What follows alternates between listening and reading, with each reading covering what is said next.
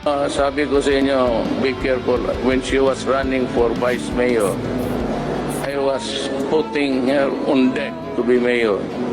Nabi ko talaga yan. And I remember, may anak ako gusto kong ipalit.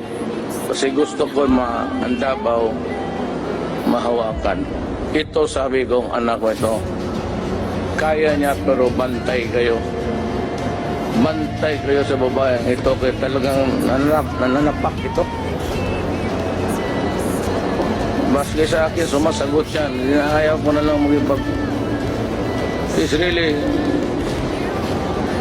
But when I separated from my first wife, she was the alpha. Pa, yung pera namin, yung tuition namin, bao namin lang.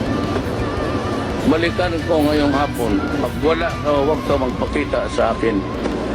Ganon ka magsalita ang anak mo. Mangutang ka na lang kung wala pang sweldo. Psst, pahirap.